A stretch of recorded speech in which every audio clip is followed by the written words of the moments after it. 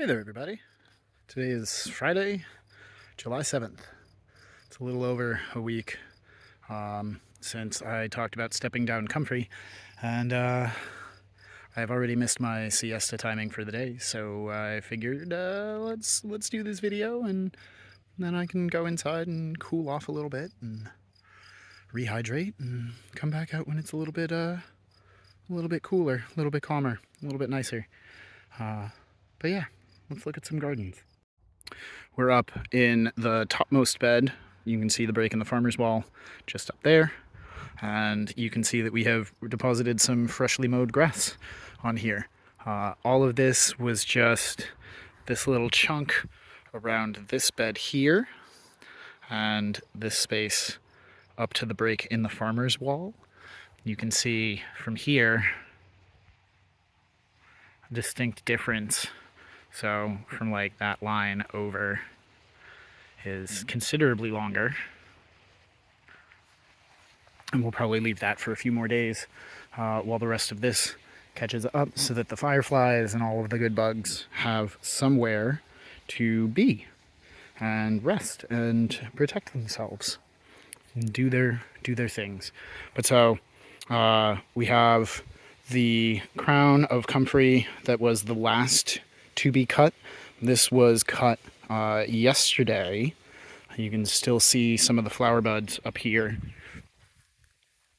still coming in, but I need more green. I need more growth. So we have cut them back at the stems, at the base, similar to what you'll see here. You can go a little bit closer than that. You can bring it right to ground level if that's your desire. This one was given a few additional days of growth post-cut. So this one was cut 5 days ago, so Monday. And this one was cut yesterday. And so there's like a significant amount of growth difference. Now I do put personally a very high value on the flower and the forage for our pollinators, but your garden may need the influx of calcium and phosphorus and nitrogen from the green vegetative growth rather than things like phosphorus and potassium and all the good juju for flowering. That's up to you and how your garden needs to be managed. Let's take a look at a few more things. Stuff's happening. We're actually still in this bed. You can see Papa and the young Pawpaw. But here's another little baby coming up, which is flippin' awesome. I think that's fantastic. If there's like a third generation of suckers coming from this guy, it'll feel like those weird old school Cartoon Network cartoons like Papa. But I don't know. It's kind of neat. I'm a fan of it. We have some more beetles. I don't know how well you guys can see that, but crazy beetles going crazy. The milkweed beetles are everywhere. We're seeing black swallowtail butterfly caterpillars all over the place, which is awesome. We don't always grow a lot of dill, so they don't always have a lot of reason to come hang out, but I've been growing some dill, so they've been coming. It's one of those, if you build it, they will come plants. This is Calycanthus floridus, the Carolina allspice, and we've had a flush of flowers like these already on the other adult bush. We've had a few flowerings from this one, but I think that it wants a second round of them. But if I come up to the other one, you can see a whole bunch of these flowers going past. And so you'll get them in that stage. And then my understanding is that they turn into this. And this is the first year that this bush has flowered and set the fruits. You can see another one right there. And there's another one growing right back here. And when this one is done, it'll be in there.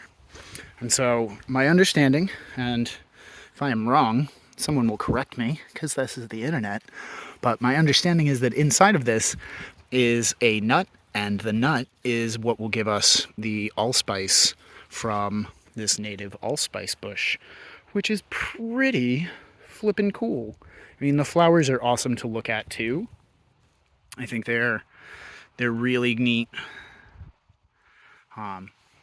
But I am excited to try the fruits and to possibly get a seed out of them. I mean, we have the air prune boxes way up there that are growing, I don't know, 40 or 50 more of these. But if I can get a few like really nice sized fruits, and let me just put this like this so you can see it. Like that's a pretty good sized fruit. I'll be really excited to try that out. We've been going pretty hard on laying down as much green material, green manures, mowings, trimmings, snippings, pullings, anything. But what I'm noticing is that there's a lot of drama in the garden this year.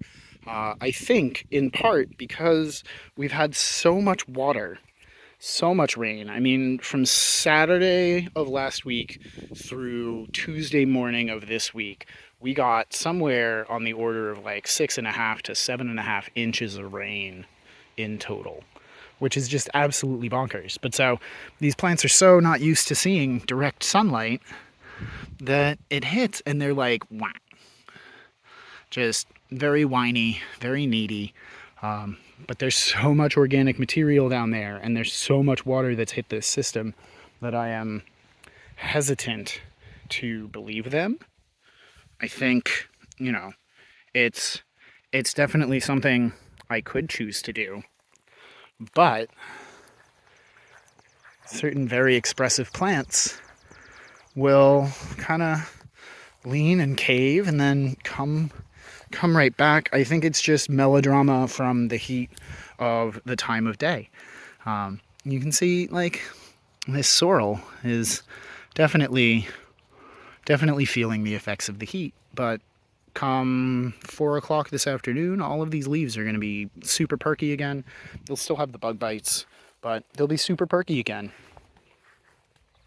I did not, in fact, come through and step down that comfrey, and that's all right.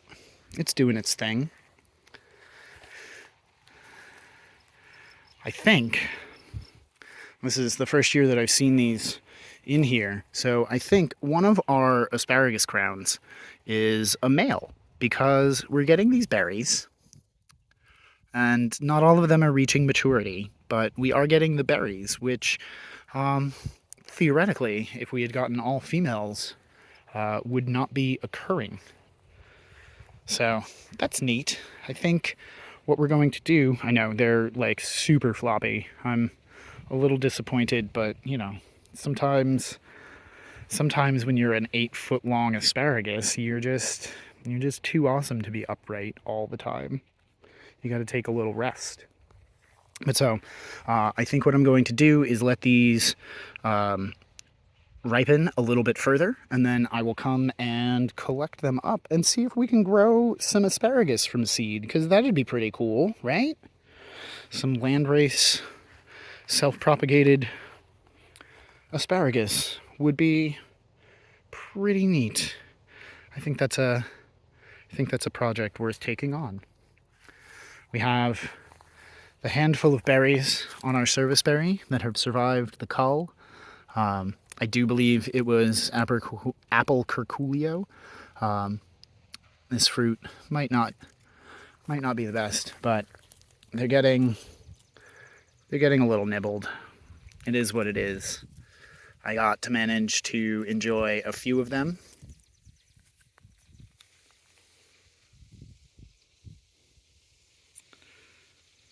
Super awesome.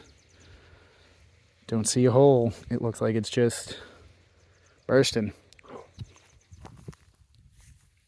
went in my mouth, guys, and it's delicious. My Ceanothus americanus, my NJT. So close to flowering. It's so close. They're bursting with excitement.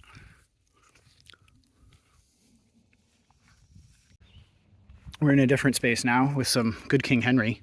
I'm going to come through and collect up seeds soon, probably a little bit later today. These are looking great for broadcasting further. You can see there's a little excess nitrogen in the system. I don't know if you guys can see that as well as I can. There is one more thing I want to show you guys, and then I'm going to wrap this up and keep doing stuff. But last year, I made a small change, a small addition to the sunchoke patch. You might be able to see it. You might have spotted it already. What I wanted to do was add additional food forest layers to the space, but with an eye towards nitrogen fixation and complementary growth patterns, complementary harvest patterns, and just kind of the synergy of things that grow in a complementary fashion. And so with the sunchokes, we have planted and associated Apios americana. And if I come over here, you can see it working its way up the sunchokes, using the growing sunchokes as its own living scaffolding. These aren't going to hurt the sunchokes, I would expect. They're not exactly the strongest of vines, and sunchokes are pretty sturdy. So these guys are working their magic. They're coming up nice. They're making their way up various bits of the sunchoke as they discover them. And in the fall, when we pull up the sunchokes to harvest the sunchokes, we'll also get the Apios americana, and we'll be able to plant out even more of them as it goes. So let me know what you think about this. I'm pretty excited about how it's working so far. I think the sunchokes are definitely a more aggressive spreader than the groundnut is. So we may have to kind of double down on the Apios americana in the future, but I'm pretty excited about it. It seems to be working pretty well so far, and we'll definitely keep tabs and keep sharing notes as this space evolves. So yeah, let me know what you think. But till next time, thanks for watching. Happy planting.